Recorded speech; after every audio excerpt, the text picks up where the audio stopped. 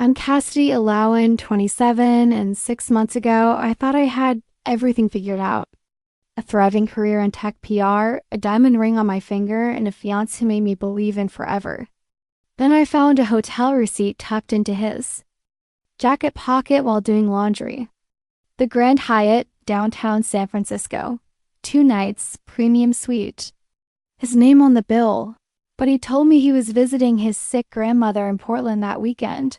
That single piece of paper unraveled 3 years of my life in 30 seconds. What I discovered next wasn't just infidelity, it was a web of lies so intricate that it made me question everything. I thought I knew about the man I was supposed to marry, but here's what makes this story different. I didn't scream, throw things, or post angry social media rants. Instead, I did something that would change both our lives forever. How do you destroy someone's world using nothing but the truth? Before we jump back in, tell us where you're tuning in from and if this story touches you. Make sure you're subscribed because tomorrow I've saved something extra special for you. The morning I found that receipt, my life looked perfect from the outside. I was sitting in our kitchen, Lachlan's and mine, watching the San Francisco skyline emerge through the floor-to-ceiling windows of our Soma apartment. The fog was lifting off the bay like a slow-motion revelation, and I remember thinking how romantic it would be to share this moment with him. Except he wasn't there. Again, our apartment was one of those modern glass boxes that cost more per month than most people make in 3 months, but Lachlan insisted we could afford it. We're building our future, he'd say, gesturing toward the panoramic view. This is what success looks like. I believed him because I wanted to, because the alternative meant admitting that maybe I didn't know the man I'd been with since college. I worked for Meridian Communications, a boutique PR firm that specialized in tech startups. My boss, Rebecca Steinberg, had taken a chance on me straight out of UC Berkeley, and I'd worked my way up from junior account coordinator to senior communications manager in just 4 years. I loved the work, crafting narratives, managing crises, helping founders tell their stories. There was something deeply satisfying about taking complex ideas and making them accessible, compelling, human. Lachlan worked at Zenith Financial, a fintech startup that had been making waves in the industry. They just closed a Series C funding round worth $200 million, and Lachlan had been promoted to Senior Business Development Manager. At least, that's what he told me. He'd come home with champagne that night talking about stock, options and equity packages, about how we were finally going to have the wedding of our dreams. "Cassidy, baby, this changes everything," he'd said, spinning me around our living room. "We can have the ceremony at the Ritz-Carlton, invite everyone we want. Your parents can finally see that their daughter chose well." The comment about my parents stung a little, but I pushed it aside. My mother and father had been skeptical of Lachlan from the beginning, not because they didn't like him, but because something about his charm felt too polished, too perfect.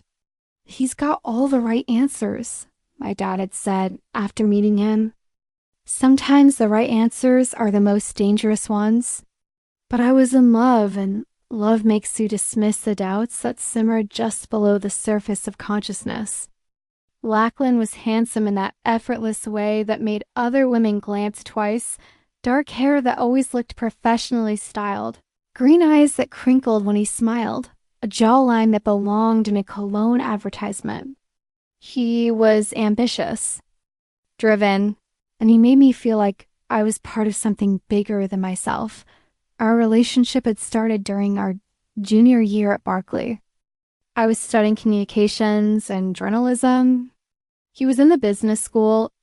We met at a coffee shop near campus where I was frantically typing a paper on media ethics, and he was reading the Wall Street Journal with the focused intensity of someone who believed they were destined for greatness. "You know," he'd said, looking up from his paper, "the most successful people aren't the ones who follow the rules. They're the ones who know which rules to break. It should have been a red flag. Instead, I found it intriguing. For 3 years after graduation, we'd built what felt like a perfect life together.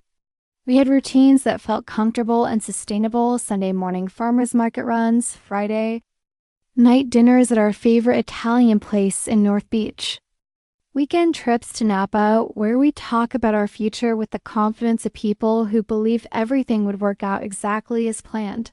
I had friends, of course, but my closest relationship was with Maya Lynn, my roommate from college, who now lived just 2 blocks away in a studio apartment she decorated with vintage furniture and plants that somehow thrived despite her chaotic schedule. Maya worked as a UX designer for a gaming company, and she had an uncanny ability to see through people's facades. She never said anything explicitly critical about Lachlan, but I caught the way she sometimes paused before responding when I talked about him, the way her smile didn't quite reach her eyes when he dominated conversations at dinner parties. He's confident, she'd said once, choosing her words carefully.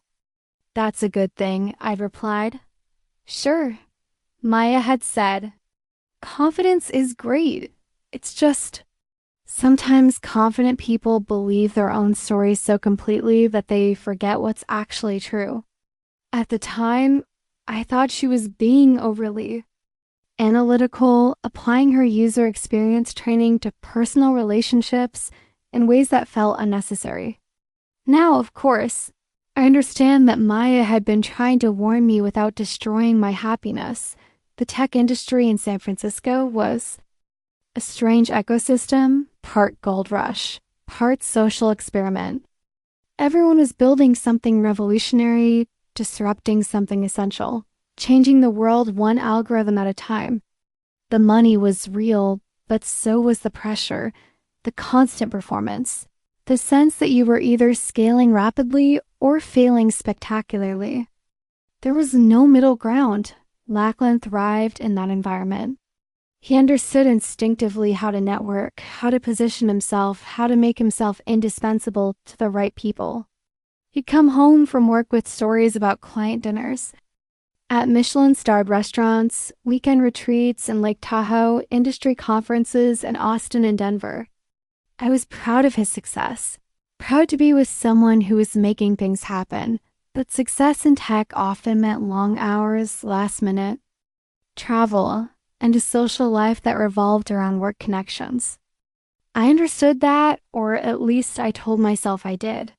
When Lachlan missed dinner because of a crucial client meeting, when he had to fly to Los Angeles for a can't-miss conference, when he worked late into the night on time-sensitive deals, I supported him because I believed in us, in our future, in the life we were building together. The engagement ring had appeared 6 months earlier, presented during a sunset picnic at Crissy Field with the Golden Gate Bridge glowing in the background. Lachlan had planned everything perfectly: the location, the timing, even hiring a photographer to capture the moment from a discreet distance. When I said yes, it felt like the culmination of everything we'd worked toward together. I want to give you everything, he'd whispered as he slipped the ring onto my finger. You deserve the world, Cassidy. You deserve to be cherished. And I believed him. The ring was beautiful, a 2-carat princess-cut diamond in a platinum setting that caught light from every angle. It was more expensive than anything I'd ever owned, and when I asked about it, Lachlan had waved away my concerns. Don't worry about the cost, he'd said. I've been saving for this for years. Besides, with the promotion and the stock options, we can afford to celebrate. So I wore the ring with pride, planned our engagement party, started researching wedding venues and florists and photographers. I created Pinterest boards with color schemes and dress ideas. I scheduled appointments to taste cakes and sample menus. I did all the things engaged women do when they believe their future is secure and bright and full of possibility. The morning I found the hotel receipt, I was doing laundry, a mundane Saturday task that I'd always found oddly meditative. Lachlan was at another work event, some team building retreat in Sonoma that would keep him away for the weekend. I was sorting through his shirts when I felt the crinkle of paper in his jacket pocket. The receipt was folded neatly, as if someone had intended to save it for expense reporting. The Grand Hyatt, San Francisco. 2 nights, premium suite. Total charges, $847.63, including room service for 2. The dates corresponded exactly with his supposed trip to Portland to visit his sick grandmother. I stared at that piece of paper. For a long time, my mind trying to construct explanations that would make everything make sense. Maybe it was a mistake. Maybe the dates were wrong. Maybe he booked the room for a client. Maybe there was a perfectly reasonable explanation that I was too paranoid to see, but deep down, in the part of my consciousness that I'd been trying to ignore, I knew what that receipt meant. And I knew that this was just the beginning. The thing about finding evidence of betrayal is that it doesn't hit you like a lightning bolt. It seeps in slowly, like water through a crack in the foundation, until suddenly everything you thought was solid starts to crumble. I held that receipt for what felt like hours, sitting on our bedroom floor surrounded by piles of laundry that suddenly seemed absurd and trivial. The paper felt thin between my fingers, but it carried the weight of everything I'd built my life around. 2 nights at the Grand Hyatt, room service for 2. The dates that didn't match his story about visiting his grandmother. In Portland, my first instinct wasn't rage, it was a desperate need to prove myself wrong. I grabbed my laptop and started searching, looking for any explanation that would preserve the reality I'd been living in. Maybe Zenith Financial had rebooked his trip at the last minute. Maybe there had been a conference I didn't know about. Maybe his grandmother had been transferred to a San Francisco hospital. But even as I searched, I knew I was grasping at possibilities that didn't exist. I called his grandmother's house in Portland. She answered on the 3rd ring, her voice warm and familiar. "Cassidy, sweetheart. How lovely to hear from you. Hi, Mrs. Greer. I was just checking on how you're feeling. Lachlan mentioned you'd been under the weather." There was a pause. Under the weather? "Oh no, dear, I've been fine. Busy with my garden club and book club. In fact, I was just telling my neighbor yesterday how I haven't seen my grandson in months. When is he planning to visit?" The words hit me like physical blows. I managed to make polite conversation for a few more minutes, then hung up with my hands shaking. Lachlan had lied. Not just about where he was, but about why he couldn't see me. He'd used his grandmother's supposed illness as cover for, what, a romantic weekend with someone else? The room service charges suggested he hadn't been alone. I paced around our apartment, the familiar space suddenly feeling foreign and hostile. The expensive furniture, the curated art on the walls, the view that had once made me feel like I was living in a dream. Everything looked different through the lens of deception. My phone buzzed with a text from Lachlan. "Team building going great. Missing you. Can't wait to see you tomorrow night. Love you." The casual ease of the lie made my stomach turn. I started typing responses and deleting them, searching for words that could capture the magnitude of what I'd discovered. But what do you say when everything you believed about your relationship turns out to be fiction? Instead of responding, I did something that surprised me. I started investigating. I opened his laptop. We always shared passwords. Another sign of trust that now felt naive. His email was organized with the same meticulous attention to detail that he applied to everything else, but I knew where to look. I searched for Grand Hyatt and found the confirmation email immediately. Premium suite. 2 guests. Purchased with his personal credit card, not a company card. The email was in a folder labeled personal travel that I never noticed before because I'd never had reason to snoop. But once I started looking, I found other things. Dinner reservations for 2 at restaurants I'd never been to.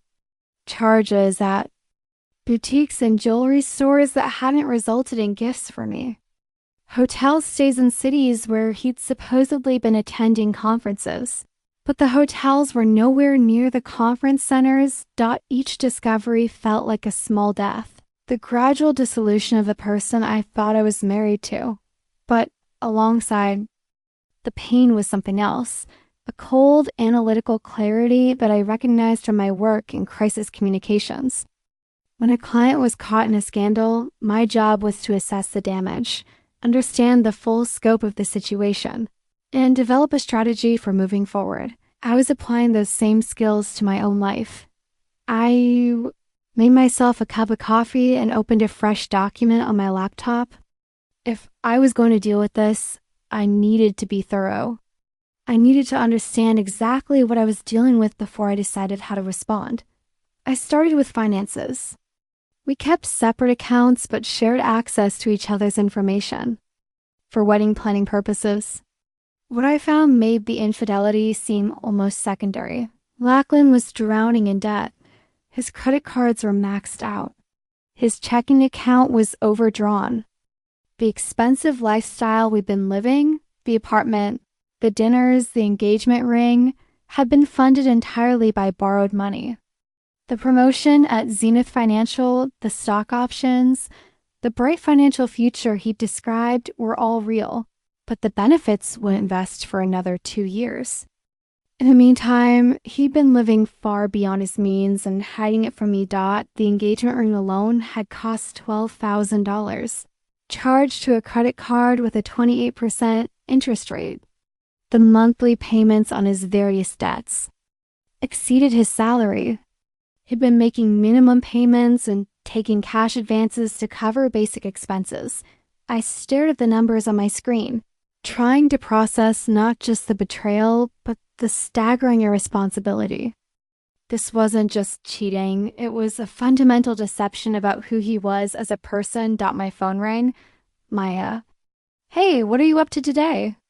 she asked, her voice bright and casual. I almost lied, almost said I was fine, just relaxing at home. But something in me had shifted, and I couldn't maintain the facade anymore. "Maya," I said, my voice steadier than I expected. "I need to tell you something." I told her everything. The receipt, the phone call to his grandmother, the financial discoveries. Maya listened without interrupting, making small sounds of sympathy and outrage at appropriate moments. "Oh, Cass," she said when I finished. "I'm so sorry. But I'm also not entirely surprised." "What do you mean?" "I've been worried about you two for a while. Not because I thought he was cheating specifically, but because something felt off. He was always so smooth, so perfect. Real relationships are messier than that. Why didn't you say anything?"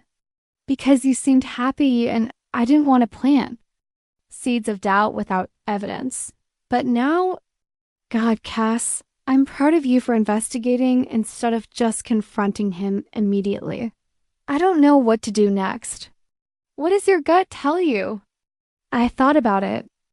My gut told me that this wasn't salvageable, that the lies ran too deep, that the person I'd fallen in love with might not actually exist. But my gut also told me something else, that I wasn't going to handle this the way people expected me to. "I think," I said slowly, "I need to understand the full extent of what I'm dealing with before I make any decisions." "What do you mean?" "I mean, I need to know who he really is. Not just the cheating, not just the money, everything." After I hung up with Maya, I sat in our living room watching the sun set over the bay. The apartment was quiet except for the hum of traffic far below and the distant sound of foghorns. In a few hours, Lachlan would come home, kiss me hello, ask about my weekend, and continue living the lie that our relationship had become But something fundamental had shifted in me. I wasn't the same person who had done laundry that morning. I was someone who had been forced to see clearly, and now that I could see, I couldn't unsee. I thought about my job, about the crisis communication strategies I developed for clients. The first rule was always the same: get ahead of the story. Don't let someone else control the narrative. Don't wait for the truth to come out accidentally. I picked up my phone and did something. That would have seemed impossible that morning. I started planning, but not for a confrontation. Not for a dramatic scene or an emotional showdown. I started planning for something much more precise and infinitely more devastating. The strategic revelation of truth. The hotel receipt was still sitting on the coffee table. That thin piece of paper that had unraveled my entire life in the space of a few hours. I picked it up and placed it carefully in a folder that I labeled simply evidence. It was the first piece of a puzzle that I was now determined to complete the week after. My discovery passed in a strange state of suspended reality. Lachlan came home Sunday evening with a small gift, artisanal chocolate from a boutique in Sonoma, and stories about trust falls and team-building exercises. He kissed me with what seemed like genuine affection and asked about my weekend with the kind of attentive interest that would have warmed my heart just days earlier. Now it felt like watching a performance. "You seem quiet," he said Monday morning over coffee. "Everything okay?" I looked at him across our kitchen table, this man I planned to marry, and marveled at how easily the lies came. "Just tired," I said. "Work's been intense." It wasn't entirely untrue. I was tired, but not from work. I was exhausted from the mental effort of pretending everything was normal while simultaneously conducting a covert investigation into my own life. During my lunch breaks, I'd walk to a coffee shop near my office and continue piecing together the puzzle of Lachlan's deceptions. I created a secure folder on my personal laptop and begun documenting everything with the same methodical approach I used for client research. The financial picture became clearer and more disturbing each day. Lachlan had been living a double life that went far beyond infidelity. He'd been presenting himself as financially successful while accumulating debt at an alarming rate. The luxury hotel stays, the expensive dinners, the designer clothes, all of it funded by credit cards and loans that he couldn't afford to repay. But what struck me most was the sophistication of the deception. This wasn't impulsive overspending or a temporary cash flow problem. This was a systematic construction of a false identity maintained through careful compartmentalization and strategic lies. I found evidence of a second credit card that I'd never known about, used exclusively for what appeared to be dating expenses. Restaurants I'd never been to, hotels in the city, purchases at lingerie boutiques and jewelry stores. The pattern suggested this wasn't a single affair, but a sustained double relationship. Wednesday afternoon, I made a decision that surprised me with its boldness. I called the Grand Hyatt. "I'm calling about a stay last month," I told the customer service representative. "My fiancé booked a room under Lachlan Greer, and I'm trying to understand some charges on our credit card statement." "Let me look that up for you," she said pleasantly. "Yes, I see the reservation. Premium suite, 2 nights. Is there a specific charge you're questioning?" "The room service," I said, my heart pounding. "It seems quite high. Well, let's see. Looks like there were multiple orders. Champagne service, dinner for 2 both evenings, breakfast for 2 both mornings. Would you like me to email you an itemized breakdown?" "That would be helpful," I managed. The itemized receipt arrived in my inbox an hour later, and it painted a picture of intimate luxury, champagne and strawberries, room service dinners with wine pairings, late-night dessert orders. This wasn't a business trip or a family emergency. It was a romantic getaway with someone who wasn't me. That evening, Lachlan mentioned casually that he might need to travel more frequently over the next few months. Big opportunities opening up, he said. I might need to go to Seattle next week for a client presentation. I nodded and smiled, but internally I was making notes. I'd learned enough about his patterns to predict what would happen next. There would be a last-minute change of plans, a client dinner that ran late, a hotel stay that became necessary due to circumstances beyond his control. I started preparing. Thursday morning, I did something I'd never done before. I used my professional skills to investigate someone in my personal life. I ran a social media audit on Lachlan, the kind of comprehensive background check we did for clients before major product launches. What I found was fascinating and disturbing in equal measure. Lachlan's Instagram told the story of a successful young professional living his best life in San Francisco. Photos of expensive meals, weekend trips, industry events. But when I looked closely, I noticed something odd. Very few photos included me. We'd been together for 3 years and engaged for 6 months, but looking at his social media presence, you'd barely know I existed. The few photos that did include me were carefully cropped group shots or distant images where I was barely recognizable. His relationship status was listed as in a relationship, but not specifically with me.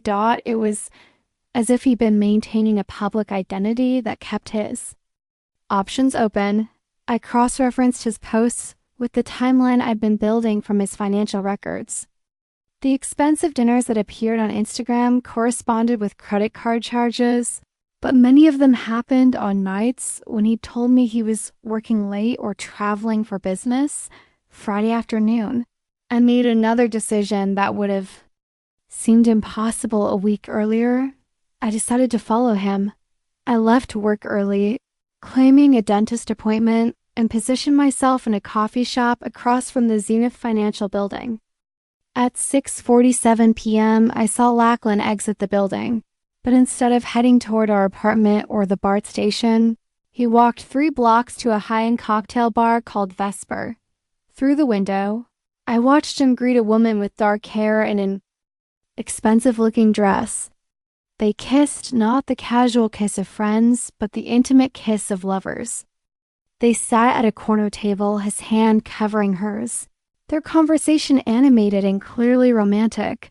I stayed for an hour, taking photos through the window with my phone, documenting everything with the same attention to detail I'd use for a client project. The woman was young, probably mid-20s, with the kind of polished beauty that suggested significant investment in personal maintenance. She laughed at everything Lachlan said, touched his arm frequently, looked at him with the kind of adoration I remembered feeling not long ago. But what struck me most was how comfortable they seemed together. This wasn't the nervous energy of a new affair. Was the easy intimacy of an established relationship. I left before they did, my head spinning with the implications of what I witnessed.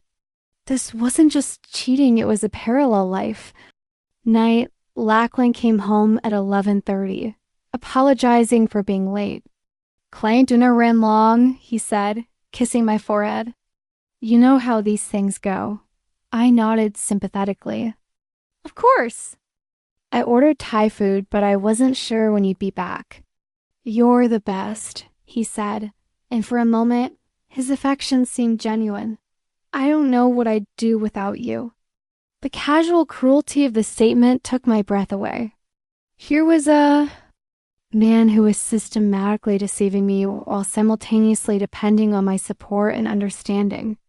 He wanted the stability and comfort of our relationship while pursuing excitement, novelty elsewhere. Telling and preparing this story took us a lot of time, so if you are enjoying it, subscribe to our channel. It means a lot to us. Now back to the story. That weekend, while Lachlan attended another work event, which I strongly suspected was another romantic getaway, I made a decision that would change everything. I decided to stop being a victim and start being strategic. I'd spent a week documenting his betrayals, understanding the scope of his deceptions, and processing the emotional reality of our situation. Now it was time to decide what to do with that information. I could confront him directly, but that would likely result in denials, gaslighting, and possibly a messy breakup that left me emotionally devastated and potentially financially compromised. Could leave quietly, but that felt like letting him off too easily for the magnitude of his betrayals, or I could do something different. Something that used my professional skills and my newfound clarity to ensure that there were real consequences for his actions. I sat in our apartment Sunday afternoon, looking out at the San Francisco skyline that had once symbolized our bright future together, and made a choice that surprised me with its audacity. I was going to expose him. Not in a dramatic, emotional way, but methodically, professionally, strategically, and I knew exactly who to call. The plan began to take shape the way my best PR campaigns always did, with research, strategy, and a clear understanding of the target. Audience. Eloise Kincaid, CEO of Zenith Financial, was not someone who tolerated dishonesty. I'd read every interview she'd ever given, studied her background, understood her values. She'd built her company from a garage startup to a $200 million valuation by being ruthlessly honest about market realities, brutally transparent with investors, and uncompromising in her expectations for ethical behavior. In a TechCrunch interview from 6 months earlier, she'd said something that stuck with me. The moment you start living a lie, you compromise everything you've built. Integrity isn't just a nice to have in this industry, it's the foundation of sustainable success. She had a personal story too. Her first startup had failed because her business partner had been embezzling funds while maintaining the appearance of success. The experience had shaped her approach to leadership and her zero-tolerance policy for deception. If anyone would understand the importance of exposing Lachlan's lies, it would be Eloise Kincaid. But I needed more than just the infidelity. Personal relationships, however painful, weren't necessarily her business. What I needed was evidence that Lachlan's deceptions extended into his professional life, that his pattern of lies was putting the company at risk, and the more I investigated, the more convinced I became that this was exactly what I would find. I started with his social media posts about work events. Lachlan frequently shared photos from client dinners, industry conferences, and team celebrations. But when I cross-referenced these posts with his credit card statements, I found discrepancies that suggested he was inflating his role and fabricating achievements. A photo of him at a crucial client dinner in Palo Alto corresponded with a credit card charge at an expensive restaurant. But the charge was for 2 people, not a group. And it happened on a day when I later confirmed he'd told Zenith he was sick with food poisoning. Another post showed him at an industry conference in Los Angeles, but his credit card showed hotel charges for a romantic weekend getaway, complete with couples spa treatments and room service for 2. The pattern was clear. Lachlan was using company time and possibly company resources to maintain his double life, while lying to his employer about his activities. But I needed more concrete evidence. Tuesday morning, I did something that pushed the boundaries of ethical investigation. I created a fake LinkedIn profile and reached out to some of Lachlan's colleagues at Zenith Financial using a borrowed photo and a carefully constructed backstory as a freelance business writer. I contacted 3 junior employees who worked in Lachlan's department. I told them I was researching an article about innovative approaches to client relationship management in fintech. What I learned was illuminating. According to Marcus Chen, a junior analyst who'd been at Zenith for 8 months, Lachlan had a reputation for taking credit for deals that were actually collaborative efforts. He's got great relationships with clients, Marcus told me during a phone interview. But sometimes the stories he tells about his wins don't quite match what actually happened. Sarah Kim, another junior employee, was more direct. Lachlan's really good at managing up. He knows exactly what to say to make himself look essential. But some of us have noticed that his expense reports don't always align with his stated activities. The third conversation was the most revealing. Jennifer Wu, who worked in operations, mentioned something that made my pulse quicken. "There was this weird situation last month," she said. Lachlan submitted an expense report for a client dinner in San Jose, but I happened to be at the same restaurant that night with my boyfriend, and I never saw him there. When I mentioned it casually, he said he must have gotten the dates mixed. But it seemed odd. I checked Lachlan's credit card statements for that date. The charge was at the restaurant Jennifer mentioned, but it was for 2 people. Not a business dinner, and it coincided with one of his supposed business trips. When he'd been staying at the Grand Hyatt with his other woman, he'd been filing fraudulent expense reports, using company reimbursements to fund his personal relationships. This was exactly what I needed. Wednesday evening, Lachlan announced that he'd need to travel to Seattle the following week for an important client presentation. "Microsoft is considering a partnership," he said over dinner. "This could be huge for the company. Eloise specifically asked me to handle it because of my relationship building skills." I nodded supportively while making mental notes. I was now certain that this business trip would follow the same pattern as his previous deceptions. "That's wonderful," I said.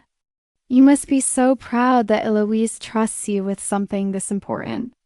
"She knows I deliver results," he said with the kind of confidence that I once found attractive and now recognized as narcissistic self-aggrandizement. Thursday afternoon, I took a personal day and visited Zenith Financial's office building. I didn't go inside. That would have been too risky, but I positioned myself in a coffee shop across the street and observed the patterns of employee movement. I saw Eloise Kincaid leave the building at 6:30 p.m., walking with the purposeful stride of someone who made decisive moves and didn't waste time on inefficiency. She was younger than I'd expected, probably early 40s, with sharp features and the kind of understated elegance that suggested confidence rather than trying to impress others. But what struck me most was how she interacted with her employees. I watched her have a brief conversation with a security guard, her demeanor friendly but professional. She asked about his family, remembered personal details, treated him with genuine respect. This was someone who valued authentic relationships and honest communication.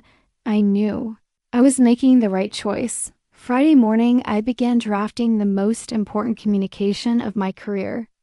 It needed to be professional, factual, and compelling, without being emotional or vindictive. I was drawing on every skill I developed in crisis communications. But this time I was managing my own crisis. The document I created was 15 pages long, meticulously researched and devastating in its clarity. It included a timeline of Lachlan's deceptive behavior, both personal and professional documentation of fraudulent expense reports evidence, of lies about his activities during company time, copies of receipts, and financial records that contradicted his official statements, a clear explanation of how his pattern of deception posed risks to the company's reputation and financial integrity. But what made the document powerful wasn't just the evidence, it was the way I framed it. I positioned myself not as a scorned fiancé seeking revenge, but as a concerned professional who had accidentally uncovered information that could impact the company's success.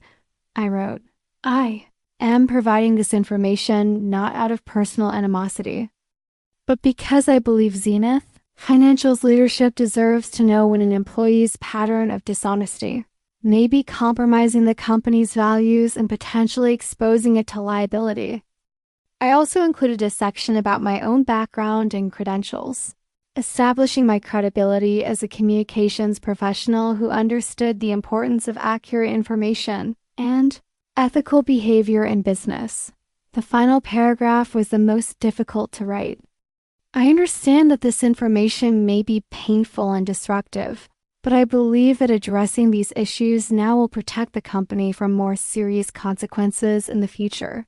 Mr. Greer's pattern of deception is not limited to his personal life. It extends into his professional conduct in ways that could damage client relationships and company integrity. Saturday morning, while Lachlan was at the gym, I read through the document one final time. It was perfect, professional, thorough, and impossible to dismiss as the emotional rantings of a betrayed partner, but I wasn't ready to send it yet.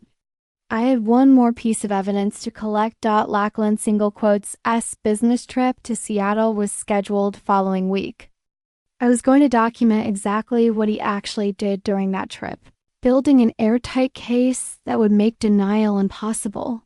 And then I was going to change both our lives forever.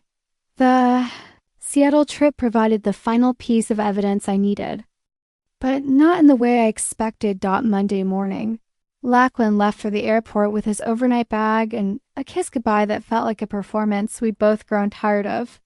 "I'll call you tonight after the Microsoft meeting," he said. This could really be the breakthrough we'd been waiting for. I smiled and wished him luck, then immediately began my own investigation. First, I called Microsoft's main switchboard and asked to be connected to their business development department.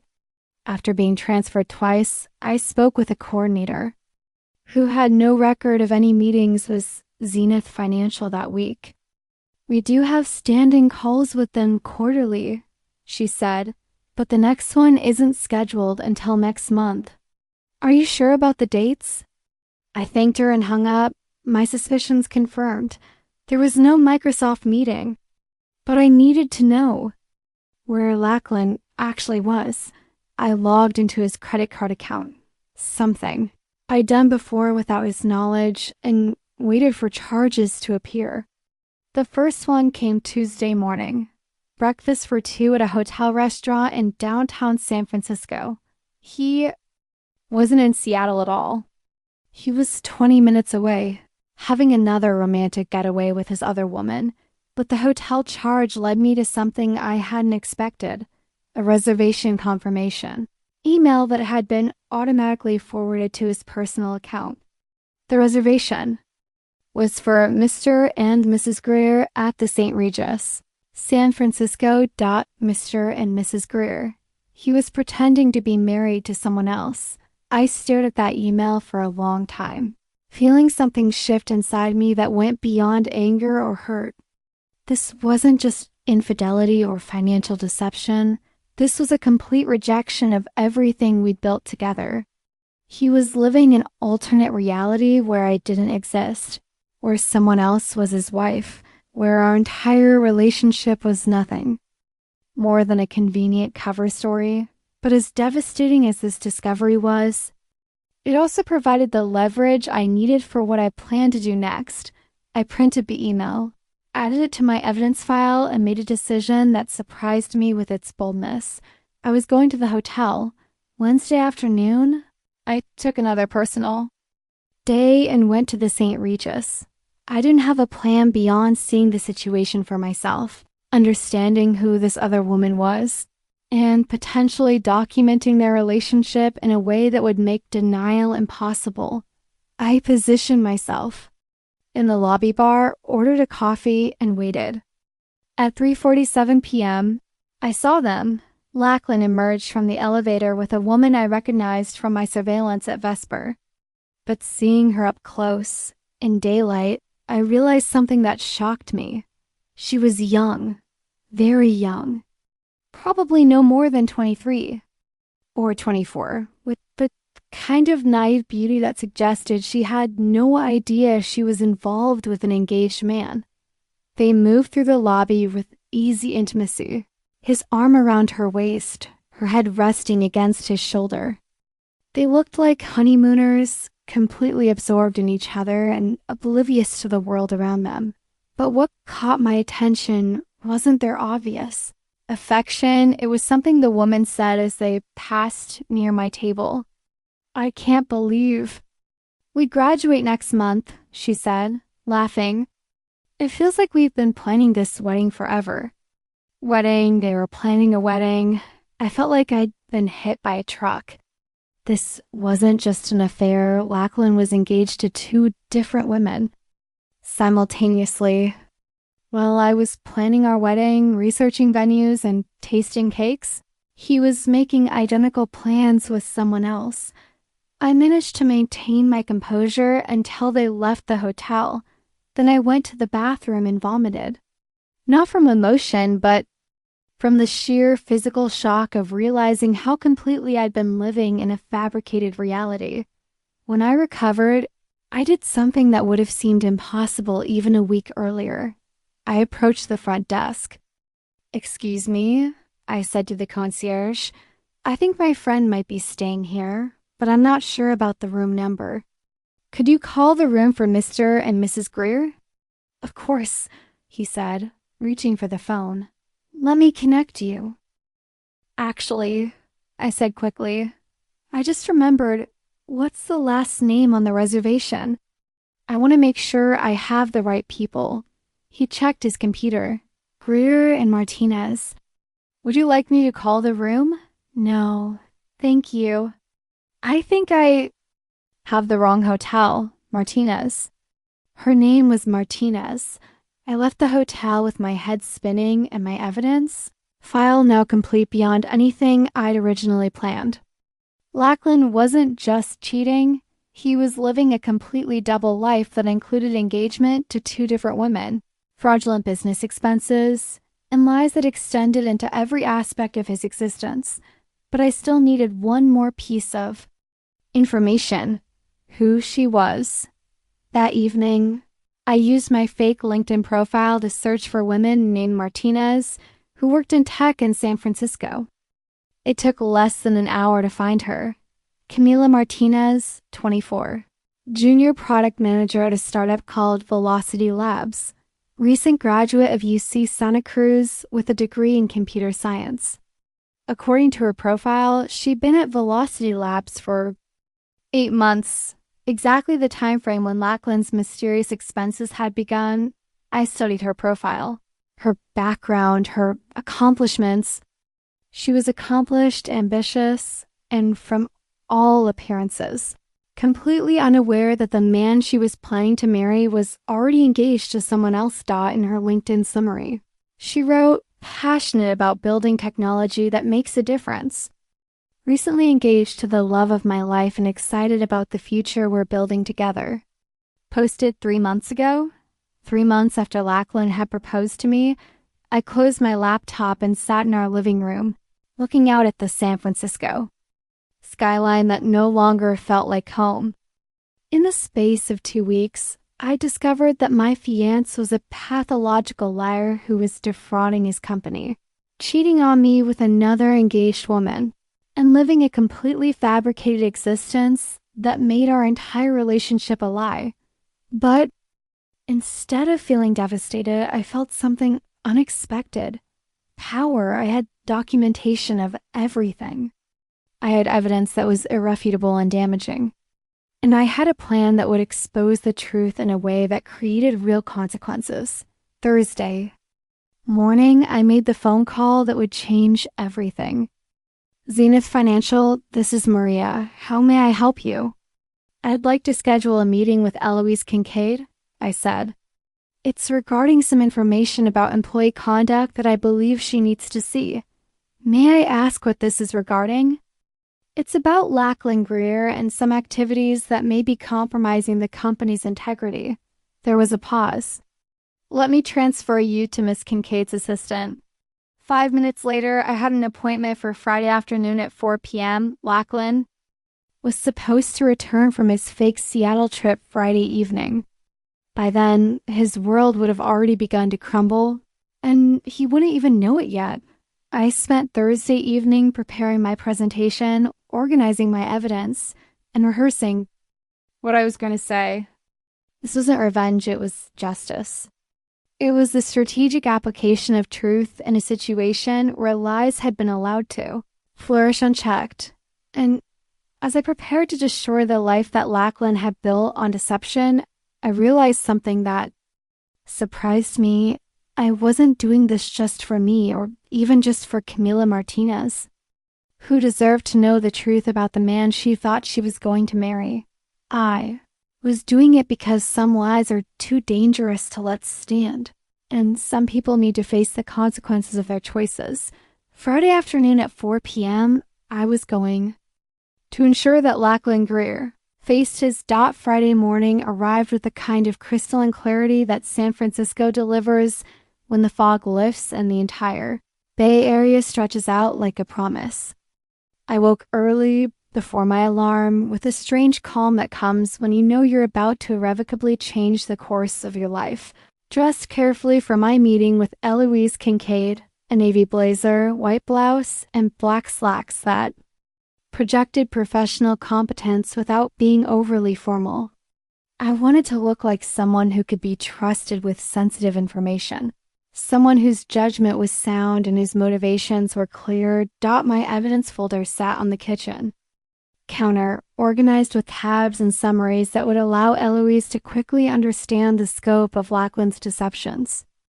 I'd included copies of everything: fraudulent expense reports, credit card statements, hotel receipts, screenshots of social media posts that contradicted his official activities, and the email confirmation showing his simultaneous engagement to Camila Martinez.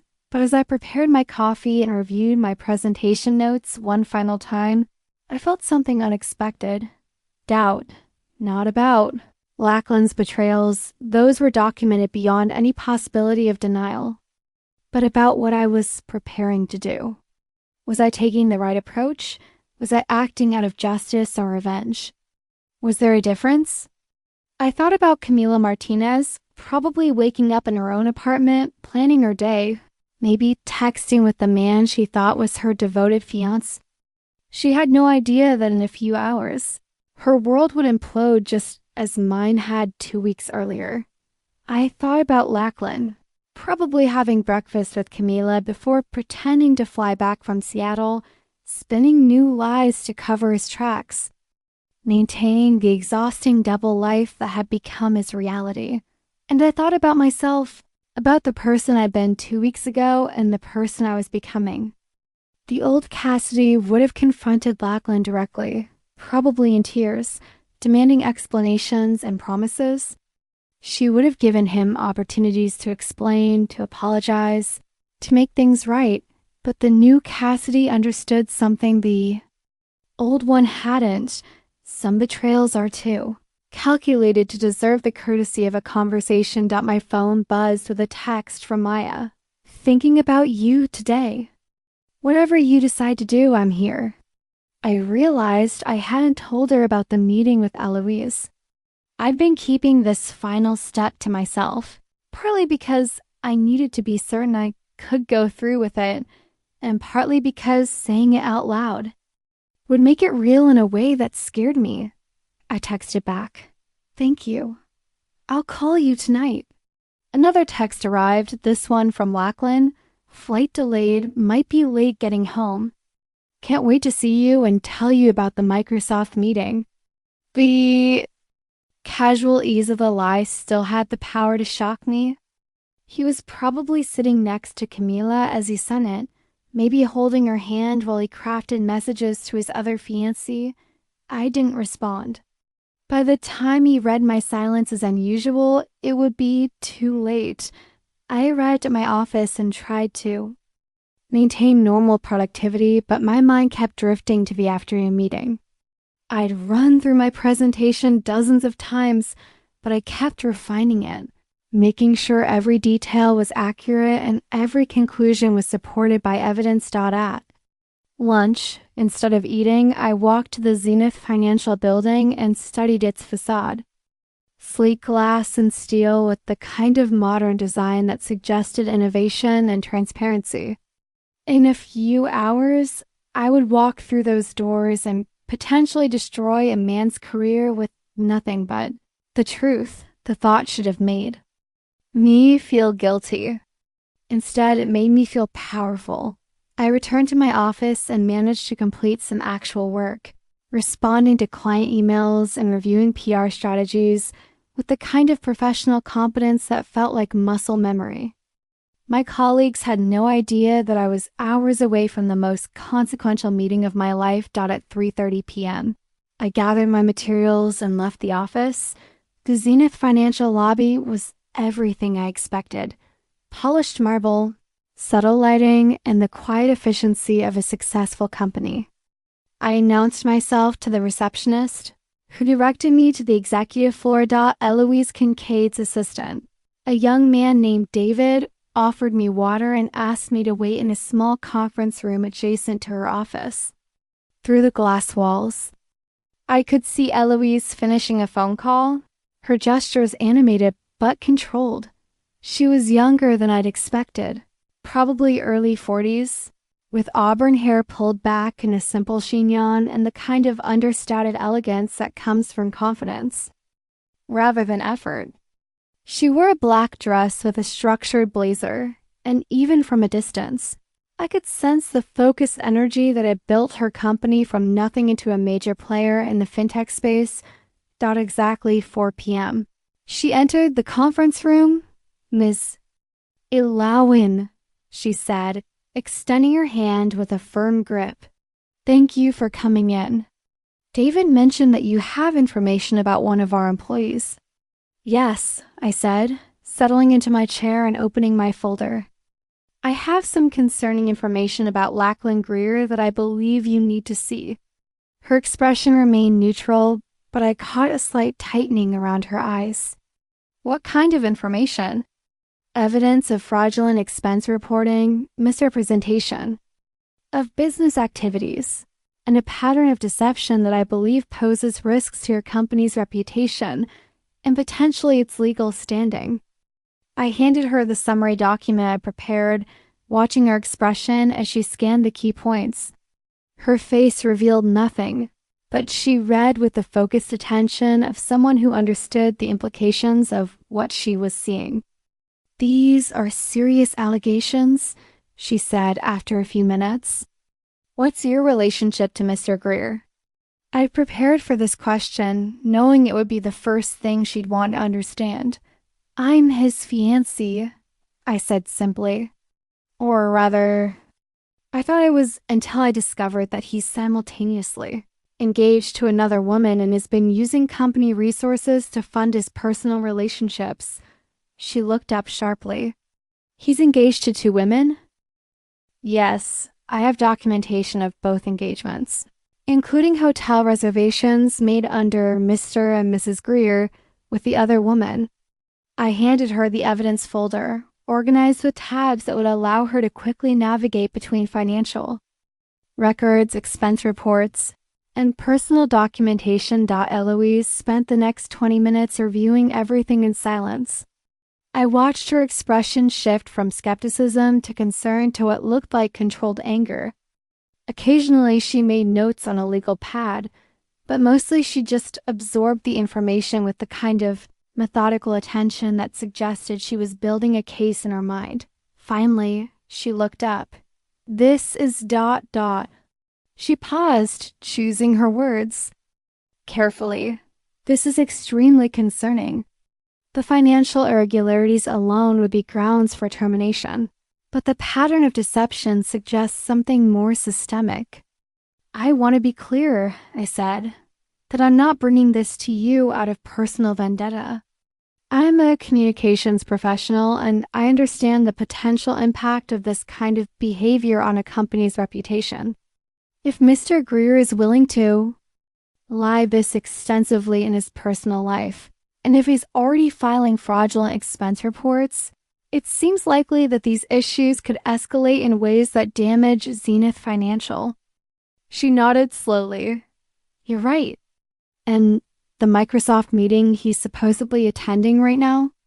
"There is no Microsoft meeting." I verified that directly with our business development team. He's actually in San Francisco, staying at the St. Regis with his other fiancé. Eloise made another note on her legal pad, then looked at me with an expression I couldn't quite read. Ms. Elowen, I need to ask you something directly. What do you want to happen as a result of this meeting? It was the question I'd been preparing.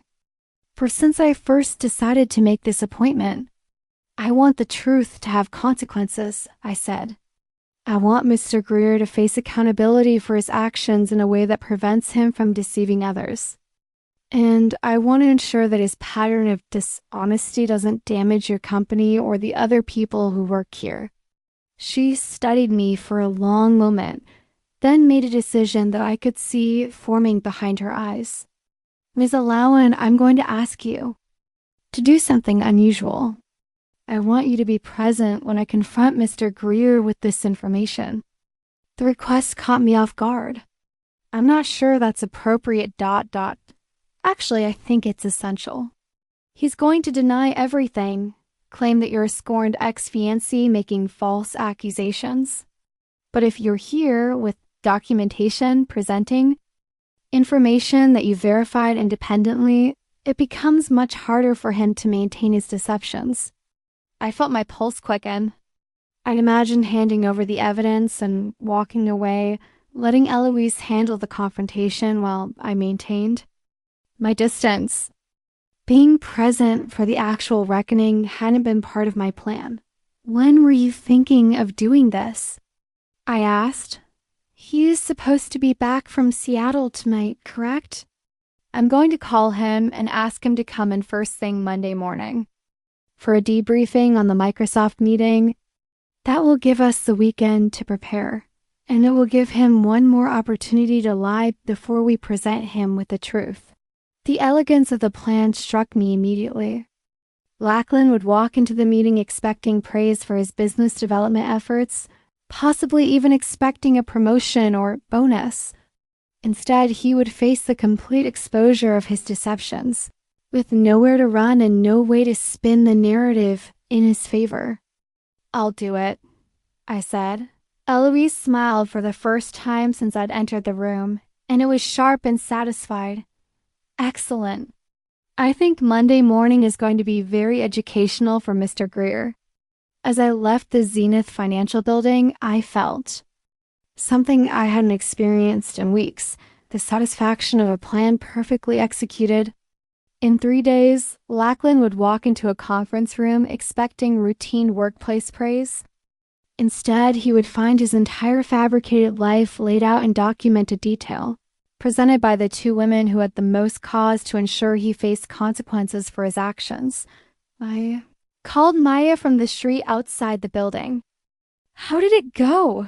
She asked immediately. Better than I hoped, I said. Monday morning, everything changes. Monday morning arrived with fog, so thick it felt like the city was holding its breath. I woke at 5:30 a.m., dressed in the same navy blazer I'd worn to meet Eloise, and tried to eat breakfast, though my stomach felt like it was filled with electricity. Lachlan had returned Friday, evening full of fabricated stories about his successful Microsoft presentation. He kissed me hello with what seemed like genuine affection and spent the weekend being unusually attentive, as if his guilt was manifesting as compensatory behavior. I think this Microsoft deal is really going to change things for us, he'd said over dinner Saturday night. Eloise was so impressed with my presentation that she's talking about fast-tracking my promotion. I nodded and smiled, playing the supportive fiancé while internally marveling at the depth of his delusions. He was so committed to his lies that he seemed to believe them himself. Sunday had been surreal, a normal domestic weekend with grocery shopping, Netflix, and lazy morning sex that felt like a farewell to the relationship I thought we had. Lachlan had no idea that in 12 hours, his carefully constructed world would collapse completely. Monday morning, he left for work at his usual time, kissing me goodbye and promising to call after his debriefing meeting with Eloise. She wants to discuss next steps for the Microsoft partnership, he said. This could be the beginning of something huge. I waited 30 minutes after you left, then took a rideshare to the Zenith Financial Building. Eloise was waiting for me, in the same conference room where we'd met Friday afternoon. She looked composed but alert, like a surgeon preparing for a complex operation. "Are you ready for this?" she asked. "I've been ready since I found that hotel receipt," I said. She'd arranged the conference room strategically. The evidence folders were arranged on the table in clear sight, but organized in a way that wouldn't immediately reveal their contents. A laptop was open to display the fraudulent expense reports. The hotel confirmation emails were printed and ready at 9:15 a.m. David called to inform us that Lachlan had arrived. "Send him in," Eloise said. The door opened and Lachlan walked in with the confident stride of someone expecting praise. He was wearing his best suit, his hair perfectly styled, his smile bright with anticipation. Then he saw me. His expression shifted through confusion, concern, and the beginning of panic in the space of 3 seconds. "Cassidy?" he said. "What are you doing here?" "Please sit down, Lachlan," Eloise said, her voice professionally neutral. He remained standing, his eyes moving between Eloise and me, clearly trying to process what was happening. "I asked Miss Elowen to join us," Eloise continued, "because she has some information about your recent activities that I found quite interesting." "I don't understand," Lachlan said, but his voice had already lost its confidence. "Let's start with the Microsoft meeting," Eloise said, opening the laptop. "I'd love to hear your report on how it went." Lachlan's face brightened slightly, as if he'd found solid ground. "It went extremely well. They're very interested in partnership opportunities, and I think we're positioned for a significant deal." "That's fascinating," Eloise said, "because I called Microsoft this morning. They have no record of any meeting with you last week. In fact, they confirmed that their next scheduled interaction with Zenith Financial isn't until next month." The color drained from Lachlan's face, but he recovered quickly. "There must be some confusion. Maybe they haven't updated their calendar system, or maybe I spoke with a different department." "Lachlan," I said quietly, "you weren't in Seattle at all." He turned to me with an expression of wounded innocence that I'd once found endearing and now recognized as manipulation. "Of course I was in Seattle. You saw me leave for the airport." I slid the hotel confirmation across the table. "You were at the St. Regis in San Francisco, registered as Mr. and Mrs. Greer with Camila Martinez." The silence that followed was deafening. Lachlan stared at the document like it was written in a foreign language, his mind clearly racing to construct an explanation that could somehow make this make sense.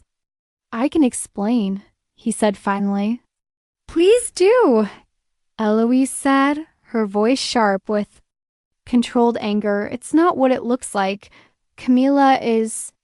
She's a friend who is having a difficult time, and I was helping her out, By pretending to be married to her?" I asked. "By registering as an engaged couple?"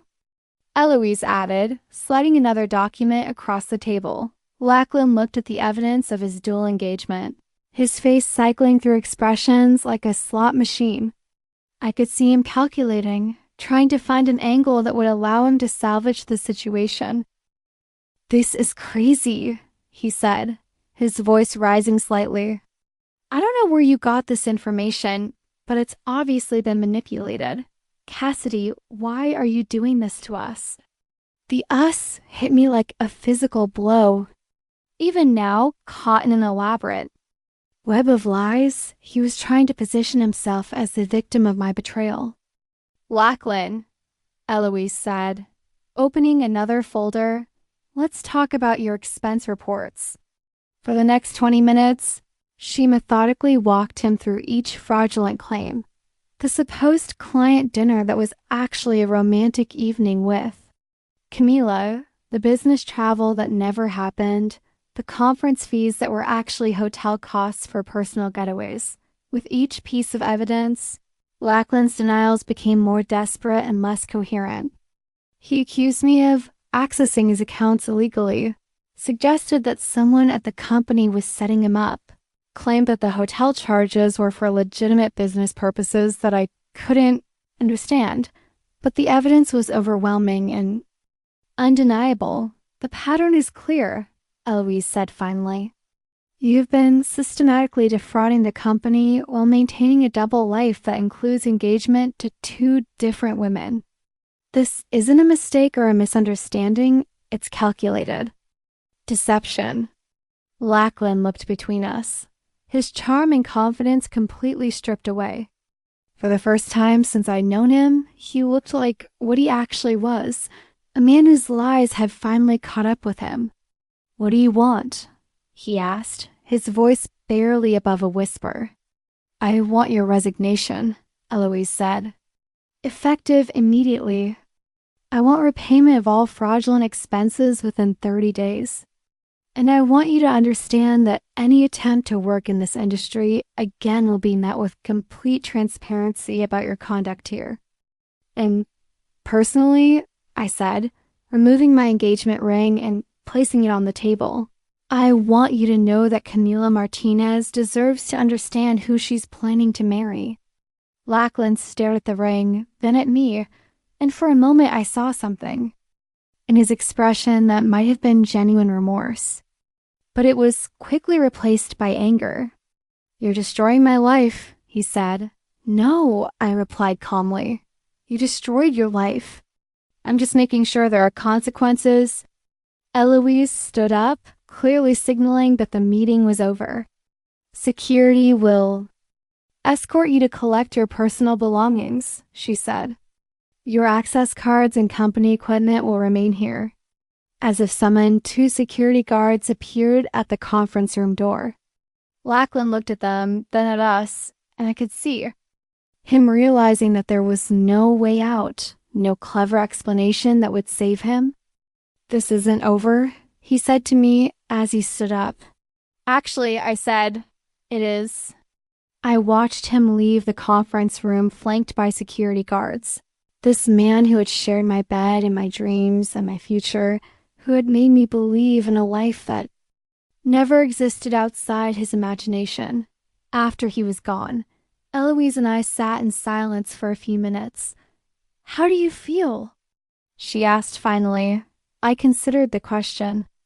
I felt exhausted, relieved, empowered, and strangely empty all at once. But what I felt most was clear.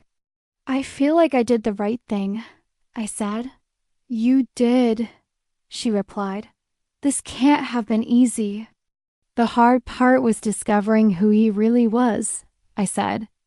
"Once I understood that, this became inevitable." I gathered my copies of the evidence and prepared to leave. But Eloise stopped me. "Cassidy," she said, "if you're ever interested in a career change, we could use someone with your investigative skills and integrity in our communications department."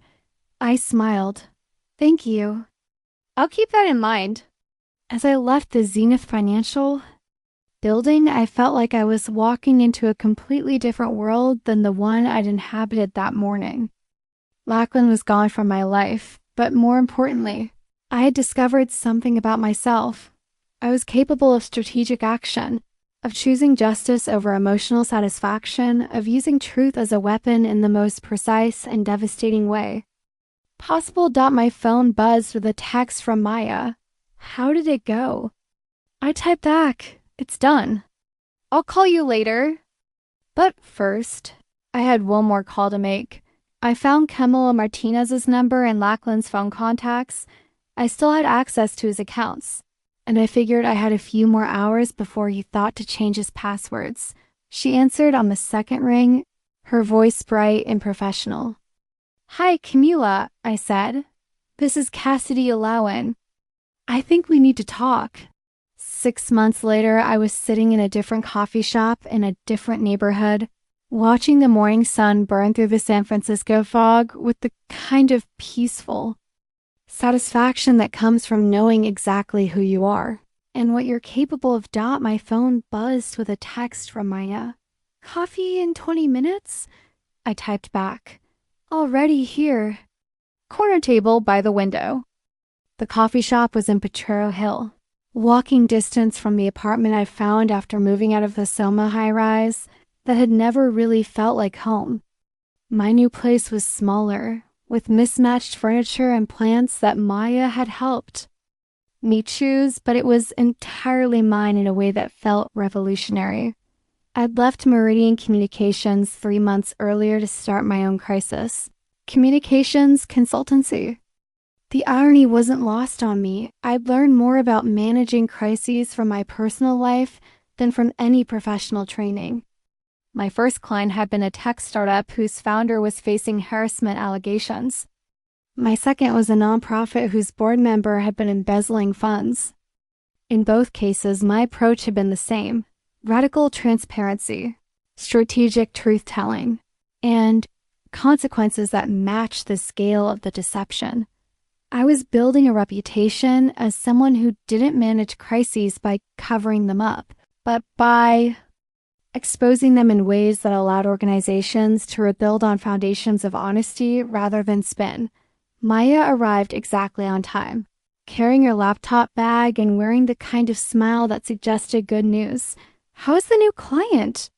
she asked, settling into the chair across from me. "Challenging but interesting," I said. "A medical device company whose marketing team has been making claims they can't substantiate. They want me to help them figure out how to be honest about their limitations without destroying their market position." "Right up your alley." Maya sighed, truth-telling as a competitive advantage. She wasn't wrong.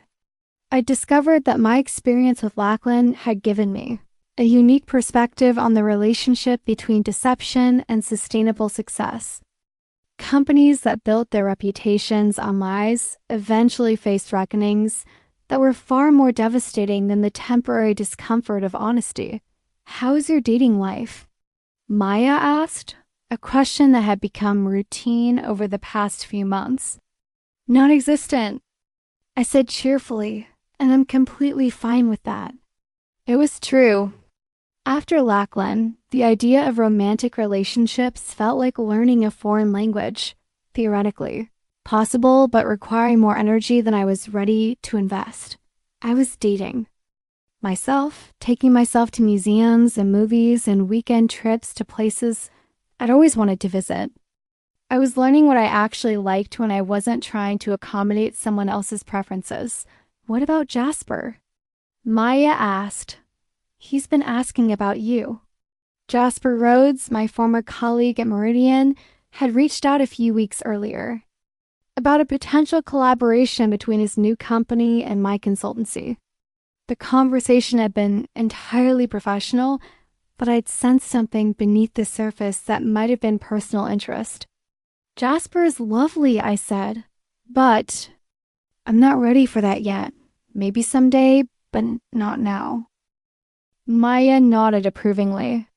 She'd been my strongest supporter during the aftermath of the Lackland situation, helping me move, listening to me process everything I'd discovered, and celebrating my decision to start my own business. "Have you heard anything about him lately?" she asked, and I knew she meant Lackland. I had. Actually, word traveled fast in the San Francisco tech community, especially when someone as visible as Lackland fell from grace so dramatically. He tried to find another position in fintech, but Eloise Kincaid had been true to her word about transparency. When potential employers called for references, they learned about the fraudulent expense reports and the pattern of deception that had made him unemployable in any position requiring trust.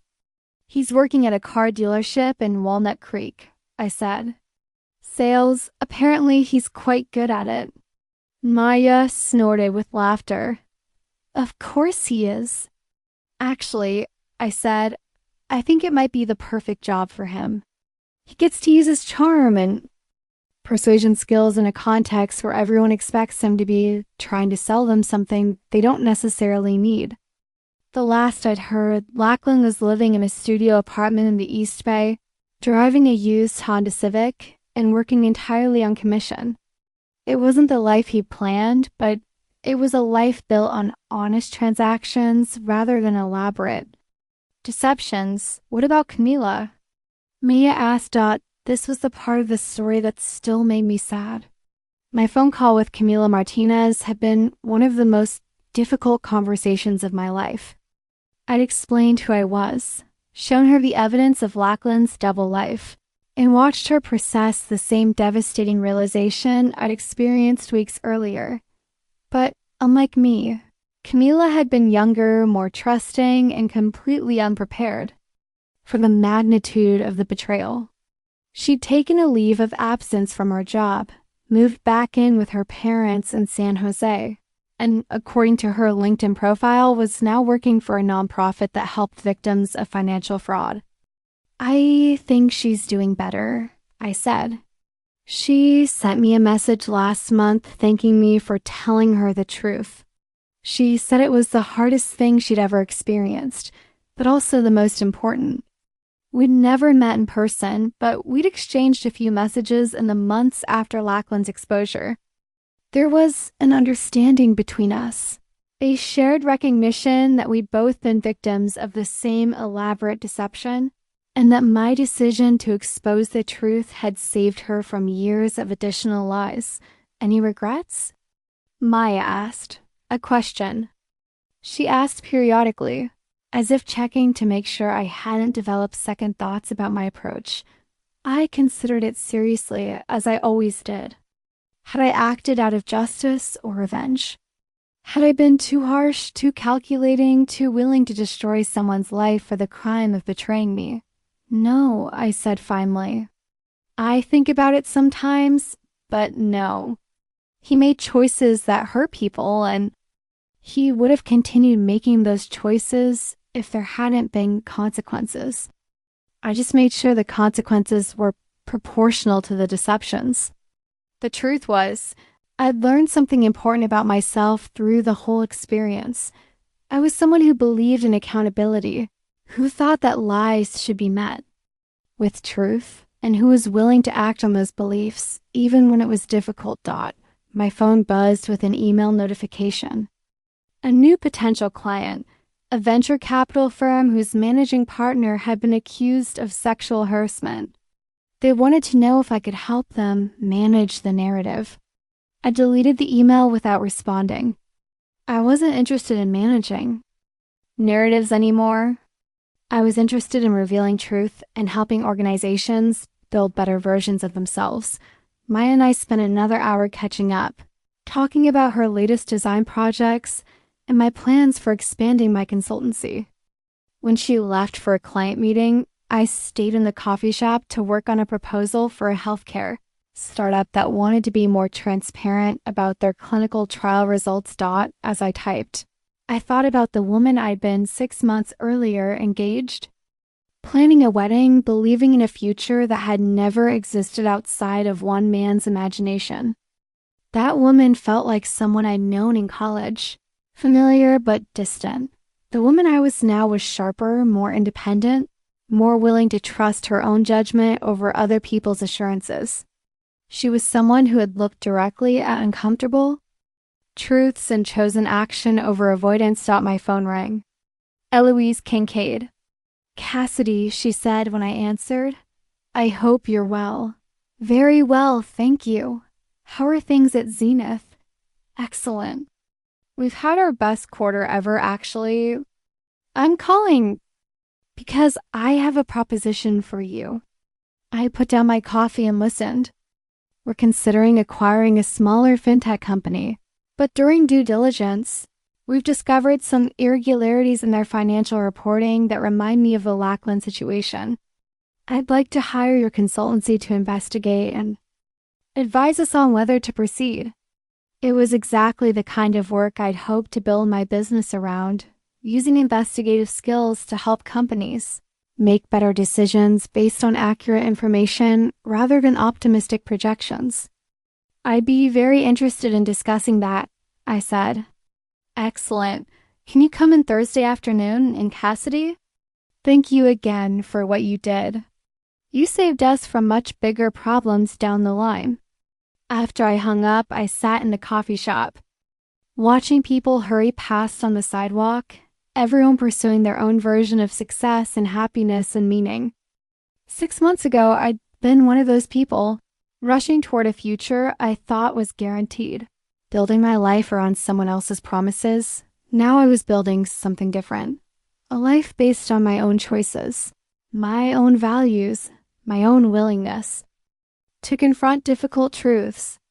It was messy than the life I planned with Lachlan, but it was entirely authentic in a way that felt like the difference between living and merely performing.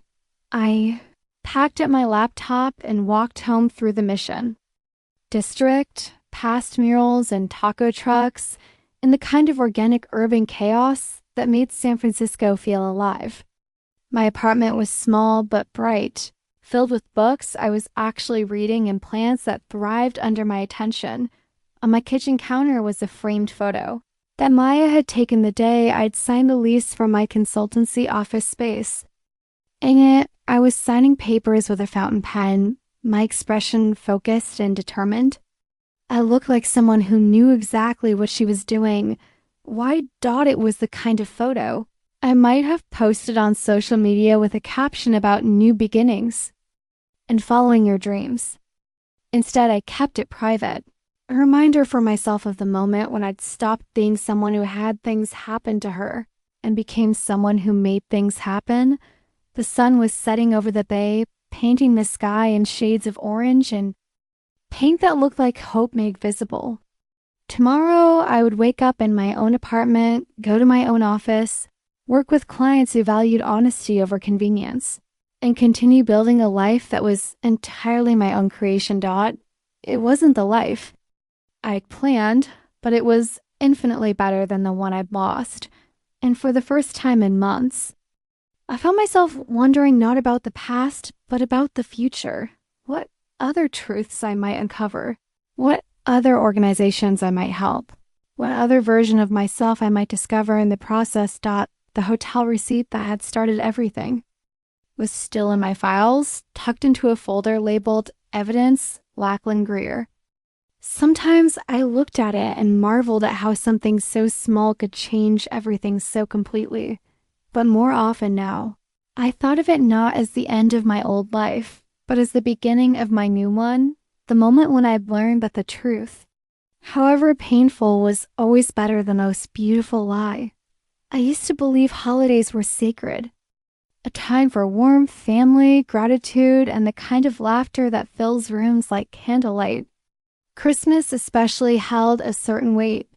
It was my late husband Henry's favorite time of year. He used to string lights along the eaves of Alderwood House himself, even into his 70s, while I made cocoa and played Nat King Cole through the phonograph speakers. This year, for the first time in 48 years, I spent Christmas alone. It wasn't planned that way. Well, not by me, at least. Harper texted 2 days before. Mom, the twins have RSV and the pediatrician said no travel. Next year, I promise. Miles called briefly. We're actually doing Aspen this year, Mom. A client gifted us there.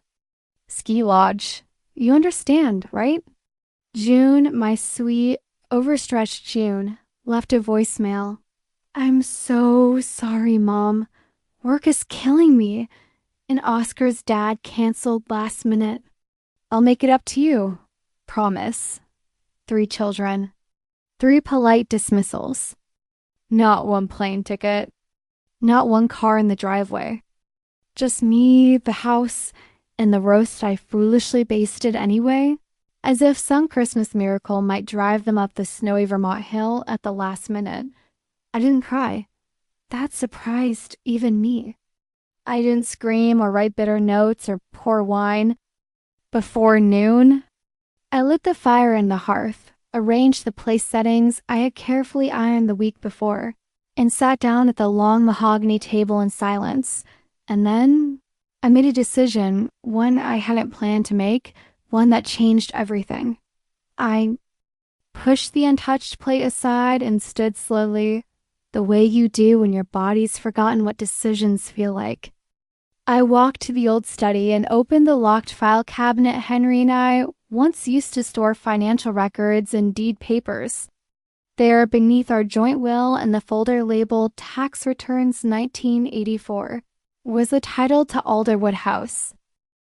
I sat down with it in my lap, like it was a photo album I hadn't opened in years.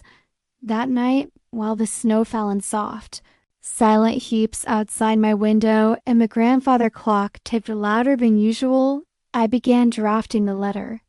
To whom? It may concern, I am inquiring about listing a historic colonial home in the village of Brookline, Vermont. By morning, it was sent by the new year. The sign was up. I was selling Alderwood House, the home my children assumed they would inherit. The home they assumed I would keep for them. And suddenly, I was no longer sad.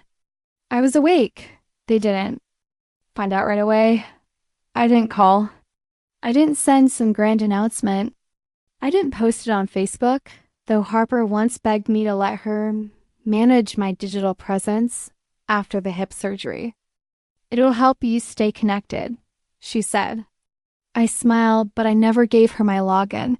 What I did do was open the front parlor for one last season of light. I took the dusty boxes down from the attic and hung the ornaments I hadn't used since Henry passed. I polished the banister he carved by hand in 1976. I arranged the nativity set on the windowsill where little June used to move the wise men, closer each day like clockwork. Then I walked room to room and thanked the house. I thanked the kitchen for the thousands of meals burnt, blessed, and everything in between. I thanked the creaky upstairs floorboards for carrying our children's midnight footsteps. I even thanked the laundry chute, which had terrified Margaret when she was 6, for sewing so many mismatched socks and crayon-streaked overalls. Selling Alderwood wasn't spite. It wasn't revenge. It was release. For decades, that house had been my duty, my shrine, my anchor. But somewhere along the way, it had also become a weight and expectation I never agreed to, but somehow felt bound by. As though I owed my children something for being their mother. As though my life now existed in service to their nostalgia. They had moved on. Built sleek homes in cities where no one knew what hard cider in a mason jar tastes like. They vacationed on other coasts, decorated with minimalist furniture that didn't dare to creak. They spoke of inheritance like inevitability, never outright, but always implied. I hope you're keeping the roof maintained, Harper would say. Don't sell too early, Miles once joked. That place will be worth double in 10 years. And June, though softer, would murmur, We'd never let anything happen to Alderwood, Mom. It's family. But where was family when I served stuffing for one? Where was family when the rooms echoed with no footsteps but mine?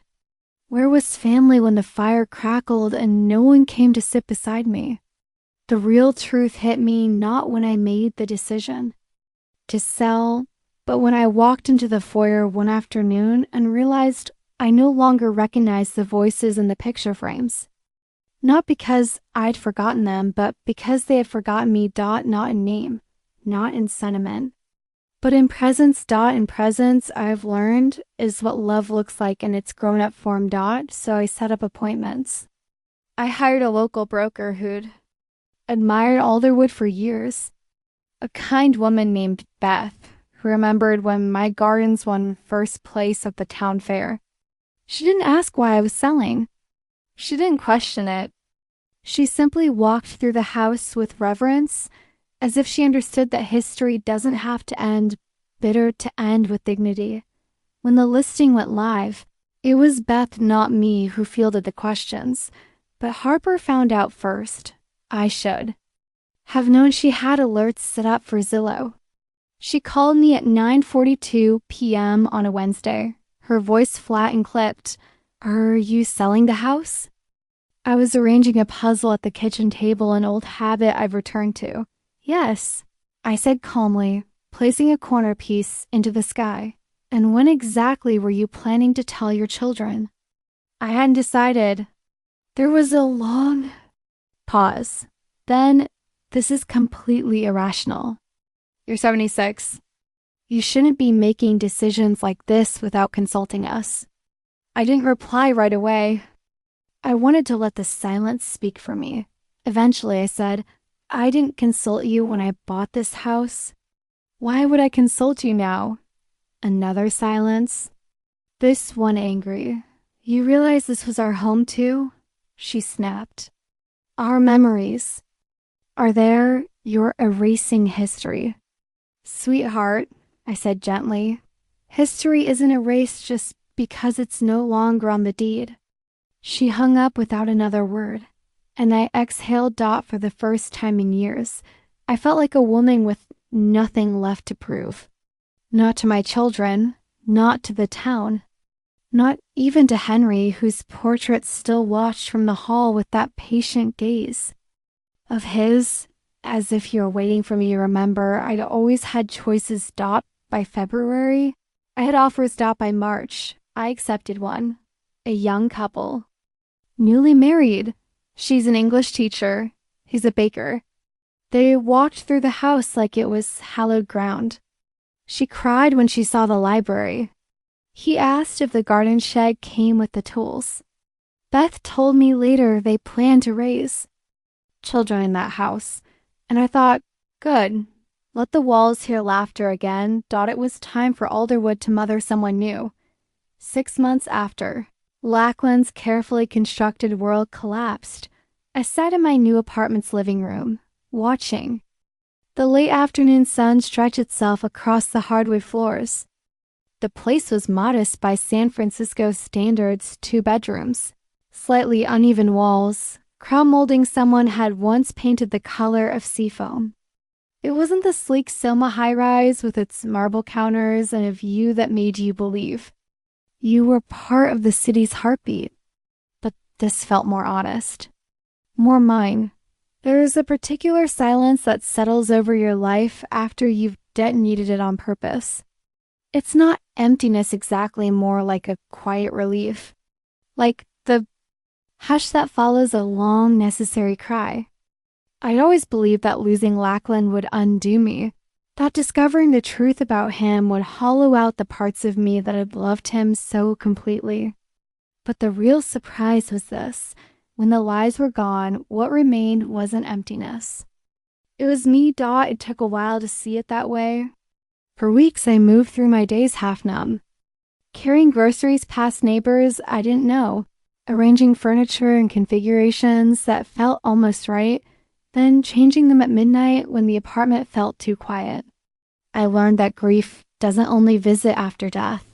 It comes, too, when the person you mourn is still alive, just no longer real. The Lackland I had loved had been a figment, a man built of charm, borrowed confidence, and practiced stories. And still, sometimes, I missed him in the evenings. When the sky turned slate blue and the city's lights flickered on, I'd make tea and sit by the window, phone in hand, half expecting his name to appear. It never did. The man who had once texted me from every airport lounge and overpriced restaurant disappeared without a single message once exposed. His silence, after everything, felt louder than the lies ever had. What surprised me most was how grief and relief could live side by side, neither canceling the other out.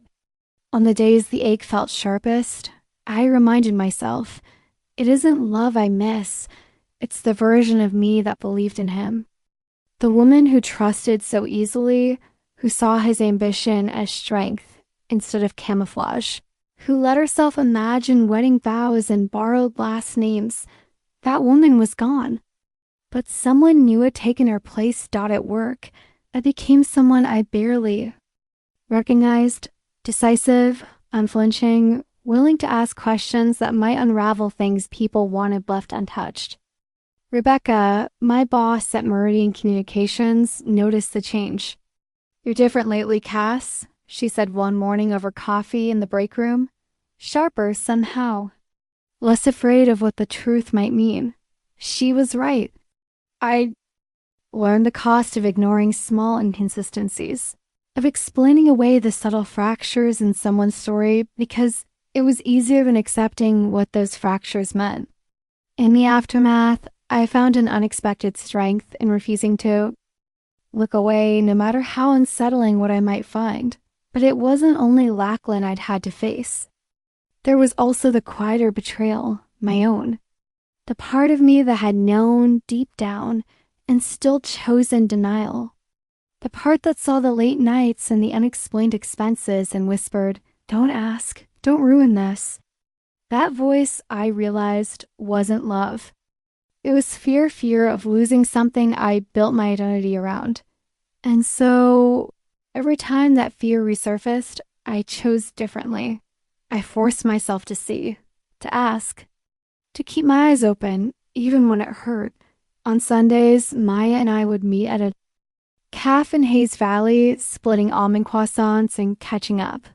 Sometimes she'd tease me, "You look so serious lately, Cass. You planning your next corporate takedown?" But mostly she listened, patient and unflinching, as I worked. Through the wreckage of what had been, "I think you saved yourself," she told me once, voice gentle but certain. You think it was about exposing Lachlan, but really, it was about refusing to keep living in a story someone else wrote. I had smiled then, but the words landed deeper than I could say, because that was the truth I kept circling back to. In therapy and late-night journal entries, in quiet conversations with Maya, the person I had rescued most wasn't a younger woman or another victim of Lachlan's lies. It was me, Dodd, and in rescuing myself, I discovered something no one could. Take from me again, the power of seeing clearly and choosing, despite the cost, to act. In the months that followed, the shape of my life changed slowly, like sea glass turned smooth by tide and time. At first, it was practical things, closing the joint wedding savings account, canceling venue viewings, returning bridal magazines.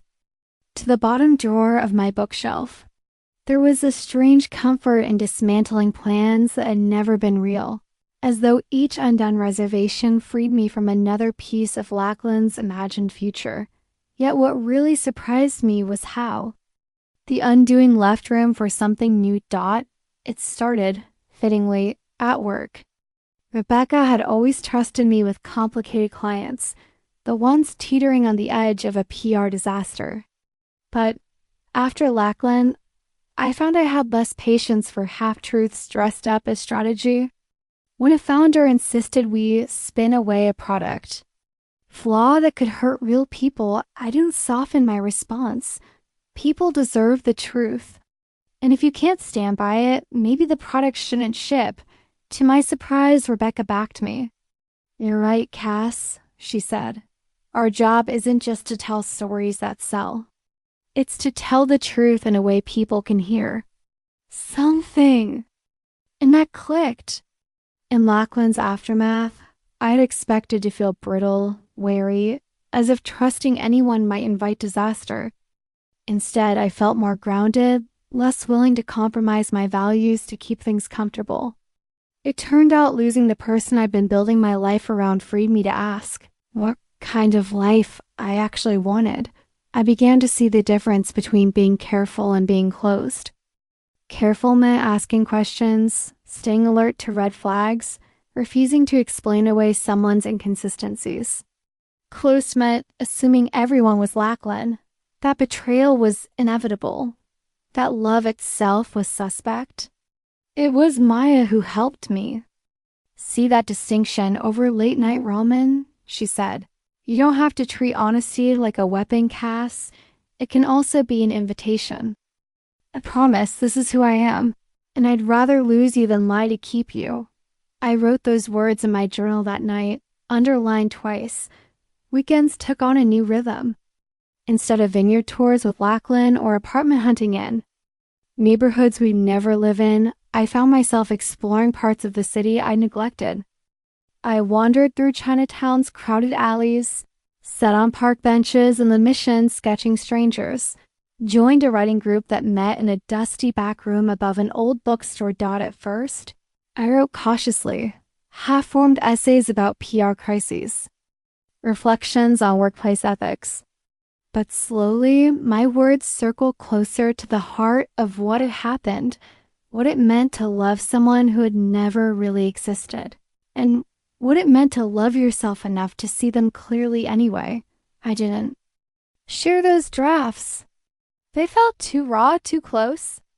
But the act of writing them felt like stitching torn fabric, each word another loop holding something broken together.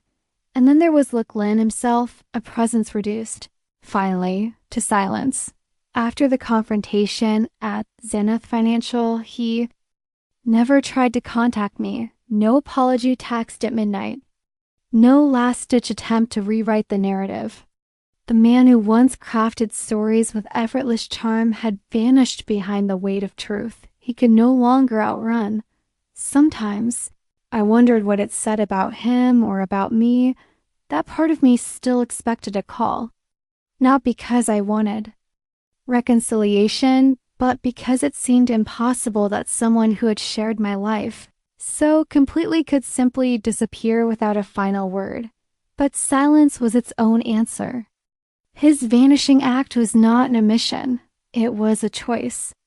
A man who had built himself on lies could not face the one person who refused to believe them anymore. And slowly, I found I didn't need closure from him to move on. The closure had been in the choice itself, to see what was real and to act, even when it meant burning the future I'd once planned to the ground. It took me a long time to understand that forgiveness isn't always something you give to another person. Sometimes it's what you grant yourself, so you can finally set the weight down and keep walking. For months, I thought forgiveness would mean excusing what Lachlan had done, softening it, letting it fade into the past without consequence. And that felt impossible. How could I forgive a man who had never asked for it, who had vanished rather than face what he'd done? How could I absolve betrayal so deliberate it had required spreadsheets, passwords, and entire parallel lives? But the truth is, I didn't need to absolve him. I needed to release myself from the guilt of not seeing it sooner, from the shame of loving a man so deeply who turned out to be a ghost, and from the quiet, persistent question, what does it say about me that I didn't know? What it said, I realized, was only that I trusted. And trust, as naive as it might feel in hindsight, isn't weakness. It's hope made visible. It's choosing to build something with another person, believing they're building it too. I had built. He hadn't. That was the difference. And that difference mattered. The first time I felt forgiveness flicker wasn't on a quiet night with tea, or in therapy, or even while writing. It was at a crowded Sunday market in the Ferry Building, standing in line behind a couple holding hands, laughing at some private joke. They reminded me painfully of Lachlan and me in the early days, before the lies were visible, before suspicion replaced trust. For a moment, the old ache returned, raw and sharp. But then, as they stepped forward, I felt something else. Relief. Relief that what I'd lost had never truly existed. That my grief was for a story I'd outgrown. Not for a man who had deserved it. It wasn't dramatic, the way movies show forgiveness. Single moment of tears and release. Mine was quieter, like unclenching a fist I hadn't realized I'd kept closed. And in that small release, I finally saw myself more clearly than I ever had with Lachlan's hand in mine. What I saw was this: a woman still capable of trust, of belief, but one who had learned to ask better questions. A woman who could love, again, but wouldn't confuse love with blind loyalty. Someone willing to live with eyes open, even if it meant seeing cracks before anyone else dared to name them. In the months that followed, I did not find new love. Not yet. But I found new honesty with friends, at work, in late-night conversations where the words, I don't know, felt less like weakness and more like truth. I found a career that felt aligned with who I'd become, or telling the hard truth. Wasn't sabotage, but service. And I found that the parts of myself Lackland's betrayal had once made me doubt my intuition, my kindness, my stubborn belief in people's better selves. Those parts had survived. Bruised but unbroken. At night, sometimes I still thought of the woman I had been in our old apartment, looking out over the city skyline, planning a wedding to a man whose name was on hotel receipts with someone else. But when I thought of her now, it was with tenderness, not shame. She hadn't failed. She had loved. And when truth finally demanded action, she had answered that I realized was worth forgiving.